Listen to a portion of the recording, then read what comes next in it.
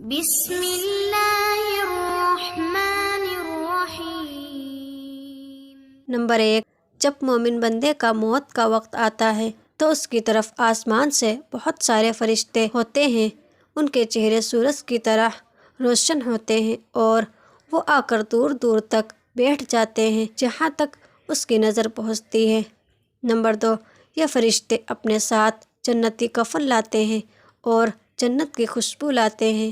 Number 3، اس کے بعد ملک الموت علیہ السلام آتے ہیں اور مرنے والے سر کے پاس آ کر بیٹھ جاتے ہیں اور کہتے ہیں، یہ پاکیزہ روح اللہ تعالیٰ کی طرف نکل کر چل۔ اس طرح اس کی روح بہت ہی آسانی سے نکال لیتے ہیں۔ نمبر 4، پھر ملک الموت علیہ السلام اس کی روح کو دوسرے فرشتوں کے ہاتھ میں دے دیتے ہیں۔ وہ فرشتے اسے لے کر جنتی کفن اور خوشبو میں رکھ کر آسمان کی طرف چل دیتے ہیں۔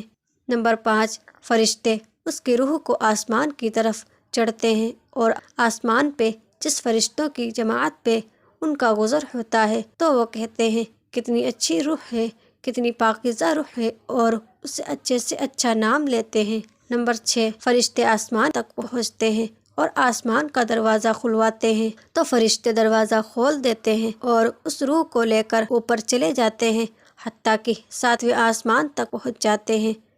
نمبر 7، پھر اللہ تعالیٰ کہتے ہیں کہ بندے کا نام کتاب علیین میں لکھ دو اور اسے زمین پر واپس لے جاؤ، کیونکہ میں نے انسان کو زمین سے ہی پیدا کیا ہے اور اسی میں اس کو لوٹا دوں گا اور اسی سے اس کو دوبارہ نکالوں گا۔ نمبر 8، پھر فرشتے اس روح کو لا کر اس کے جسم میں لوٹا دیتے ہیں۔ اس کے 2 فرشتے اس کے پاس آتے ہیں اور سوال جواب شروع ہوتا ہے۔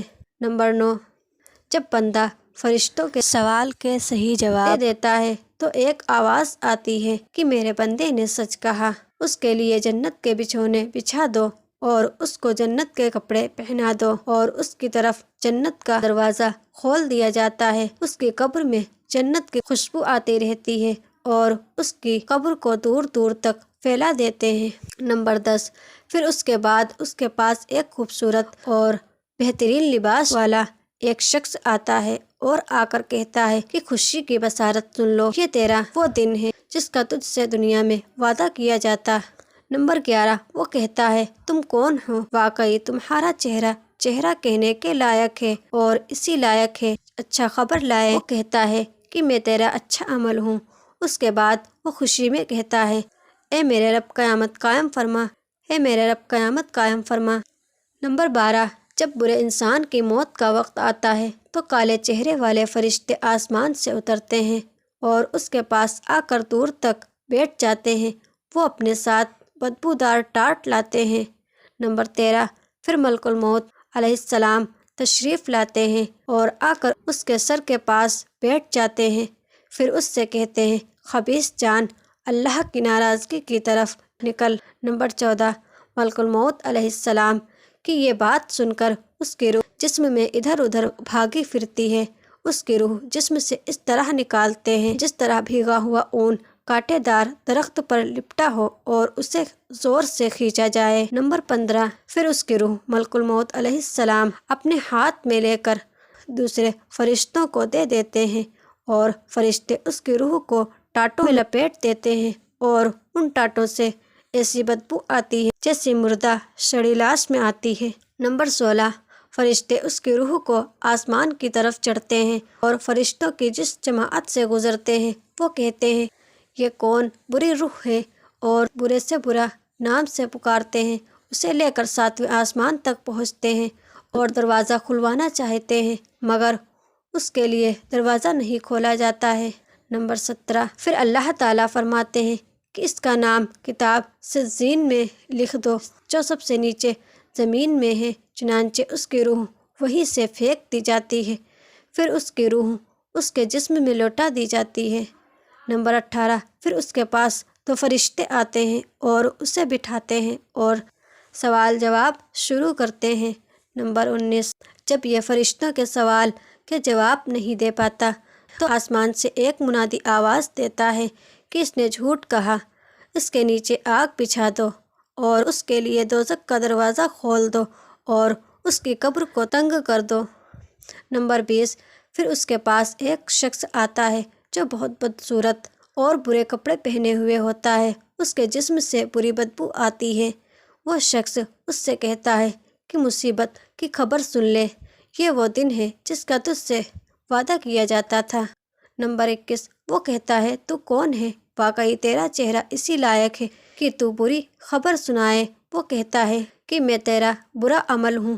یہ سن کر وہ کہتا ہے اے رب قیامت قائم نہ کر، اے رب قیامت قائم نہ کر۔ نمبر 22، جب مومن کو قبر میں دفنا دیتے ہیں تو اس کو ایسا معلوم ہوتا ہے جیسے سورج چھپ رہا ہو۔ نمبر 23، جب قبر میں مومن بندے کی روح لوٹائی جاتی ہے، آنکھیں ملتا ہوا اٹھ کر بیٹھتا ہے اور فرشتوں سے کہتا ہے کہ مجھے چھوڑ دو، میرا نماز کا وقت ہو رہا ہے، میں نماز پڑھتا ہوں۔ اور یہ وہی کہے گا جو دنیا میں نماز کا پابند تھا، وقت پر پڑھتا تھا۔ نمبر 24، تمہارے اعمال تمہارے رشتہ داروں اور خاندان والوں کے سامنے پیش کیے جاتے ہیں جو آخرت میں پہنچ چکے ہیں، یعنی جو ہم سے پہلے فوت ہو چکے ہیں۔ اگر تمہارا عمل نیک ہو تو وہ خوش ہوتے ہیں اور اللہ تعالیٰ سے دعا کرتے ہیں کہ اس کو اسی پر موت دیجیے۔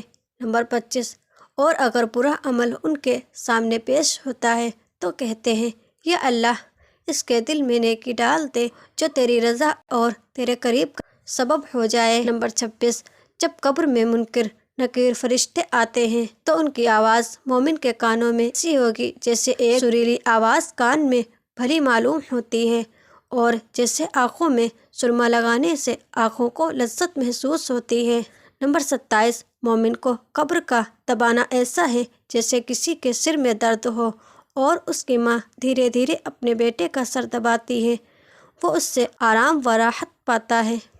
نمبر 28، نبی صلی اللہ علیہ وسلم نے فرمایا ہر مومن کے لیے آسمان کے 2 دروازے ہیں، ایک دروازے سے اس کا عمل چڑھتا ہے اور ایک دروازے سے اس کا رزق اترتا ہے۔ جب مومن بندہ مر جاتا ہے تو دونوں دروازے اس کے مرنے پر روتے ہیں۔ نمبر 29، جب مومن بندہ مر جاتا ہے تو اس کے مرنے سے قبرستان اپنے آپ کو سجا لیتا ہے، لہٰذا قبرستان کا کوئی حصہ ایسا نہیں ہوتا جو یہ تمنا نہ کرتا ہو کہ یہ مجھ میں دفن ہو۔ نمبر 30، حضرت ابن عباس رضی اللہ تعالیٰ عنہ فرماتے ہیں کہ مومن کے مرنے پر 40 دن تک زمین روتی ہے۔ نمبر 31، حضرت عطا الخراسانی رحمۃ اللہ علیہ فرماتے ہیں کہ جو بندہ زمین کے کسی حصے میں صدقہ کرتا ہے وہ حصہ قیامت کے روز اس کے حق میں گواہی دے گا اور اس کے مرنے کے دن روئے گا۔ نمبر 32، ایک روایت میں ہے کہ قیامت کے دن کچھ بعض آدمیوں کے ساتھ پہاڑوں کے برابر نیکیاں ہوں گی، وہ یہ دیکھ کر عرض کرے گا کہ یہ مجھے کہاں سے ملی؟ ارشاد ہوگا کہ یہ تیری اولاد کے استغفار کرنے کے بدولت تجھے یہ ملی ہیں۔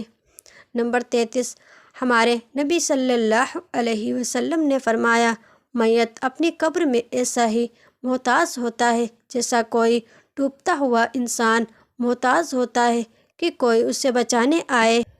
نمبر 34، قبر میں میت دوسروں کی دعاؤں کا منتظر رہتا ہے کہ کوئی ہمارے لیے دعا کرے، استغفار کرے اور ہمارے لیے پڑھ کے بخشے۔ وہ انتظار کرتا رہتا ہے۔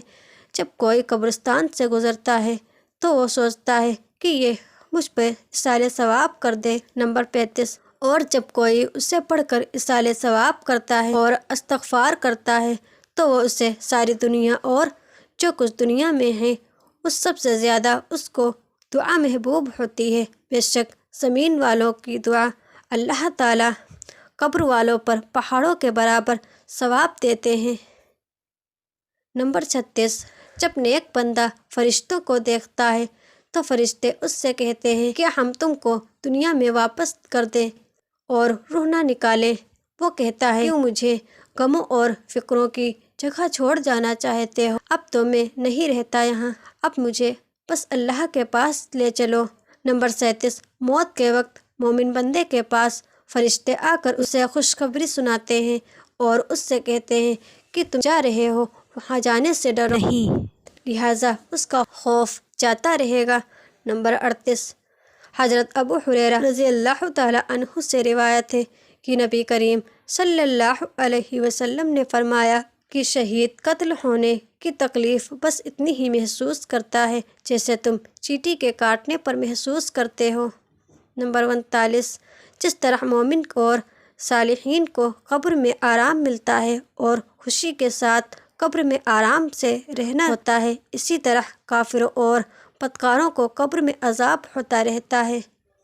نمبر 40، قبر میں کافر پر 99 اسلحے مقرر کر دیے جاتے ہیں جو قیامت تک اسے ڈستے رہتے ہیں۔ ان کے زہر کا عالم یہ ہے، اگر ان میں سے ایک بھی زمین پر پھونکار مار دے تو زمین بالکل سبزی نہ اگائے۔ نمبر 41، جب قبر میں کافر فرشتوں کے سوال کے جواب نہیں دے پاتا تو حکم ہوتا ہے کہ اس کے نیچے آگ بچھا دو اور آگ کے کپڑے پہنا دو اور اس کی طرف دوزخ کا دروازہ کھول دو اور اس کی قبر کو تنگ کر دو۔ نمبر 42، اس کی قبر کو اتنا زیادہ تنگ کر دیا جاتا ہے کہ اس کی پسلیاں ادھر سے ادھر گھس جاتی ہیں۔ نمبر 43، پھر اس کے اوپر عذاب دینے والے فرشتہ مقرر کر دیا جاتا ہے جو اندھا اور بہرا ہوتا ہے۔ اس کے پاس لوہے کے ہتھوڑے ہوتے ہیں، وہ ہتھوڑا اگر پہاڑ پر مار دیا جائے تو پہاڑ ضرور مٹی بن جائے۔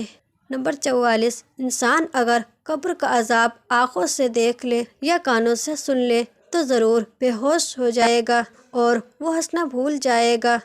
نمبر 45، یہ جو قبریں اوپر سے ایک جیسی دکھتی ہیں یہ ایک جیسی نہیں ہوتی۔ کسی کی قبر میں عذاب دینے والے فرشتے اسے عذاب دے رہے ہوتے ہیں تو کسی قبر میں بندہ جنت کے مزے لے رہا ہوتا ہے، کسی کی قبر میں آگ بھری ہوتی ہے تو کسی کی قبر میں جنت کے پھول بچھے ہوتے ہیں۔ نمبر 46، ایک مرتبہ رسول اللہ صلی اللہ علیہ وسلم غروب آفتاب کے بعد مدینہ سے باہر تشریف لے گئے۔ آپ نے ایک آواز سنی جو بہت بھیانک آواز تھی، اس کو سن کر فرمایا کہ یہودیوں کو ان کی قبر میں عذاب ہو رہا ہے۔ نمبر 47، نبی صلی اللہ علیہ وسلم کا تو قبروں سے گزر ہوا، آپ نے فرمایا ان کو عذاب ہو رہا ہے اور کسی بڑے مشکل کام کی وجہ سے عذاب نہیں ہو رہا بلکہ یہ اس سے بچ سکتے تھے۔ ایک تو پیشاب کی چھینٹوں سے نہیں بچتا تھا، دوسرا چگلی کرتا پھرتا تھا۔ نمبر 48، رسول اللہ صلی اللہ علیہ وسلم نے فرمایا جس کو اس کے پیٹ کے مرض نے قتل کیا اس کو قبر میں عذاب نہ دیا جائے گا۔ پیٹ کے کئی مرض ہیں جو بھی موت کا سبب بن جائیں، اس کو قبر میں عذاب نہ ہوگا۔ نمبر 49، رسول اللہ صلی اللہ علیہ وسلم نے فرمایا جو بھی مسلمان جمعے کے دن یا جمعے کی رات مرتا ہے اس کو اللہ تعالیٰ قبر کے فتنے سے محفوظ رکھتا ہے۔ نمبر 50، حضرت انس بن مالک رضی اللہ تعالیٰ عنہ فرماتے ہیں کہ رمضان کے مہینے میں مردوں سے قبر کا عذاب اٹھا لیا جاتا ہے۔ نمبر 51، رسول اللہ صلی اللہ علیہ وسلم نے فرمایا جو مرض کی حالت میں مرا ہو، شہید مرا، یا فرمایا وہ قبر کے فتنے سے بچا دیا جائے گا اور صبح شام اسے جنت کا رزق ملتا رہے گا۔ نمبر 52، حدیث میں آتا ہے کہ جب کوئی مر جاتا ہے تو صبح شام اس کا ٹھکانہ جنت یا دوزخ اس کے سامنے پیش کیا جاتا ہے۔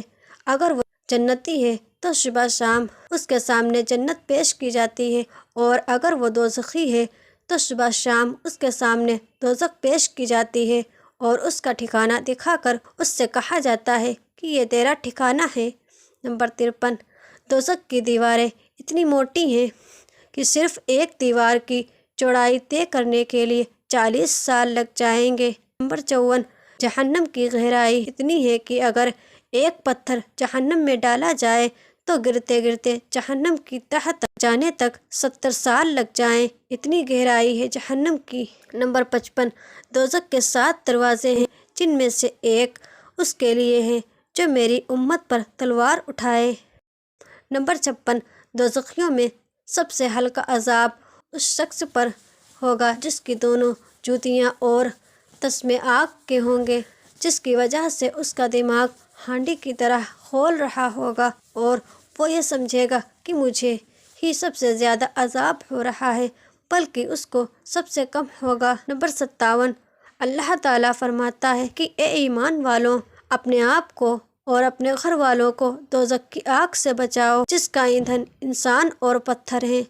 نمبر 58 پھر فرمایا یہ پتھر کفار کے عذاب کے لیے تیار فرمائے ہیں۔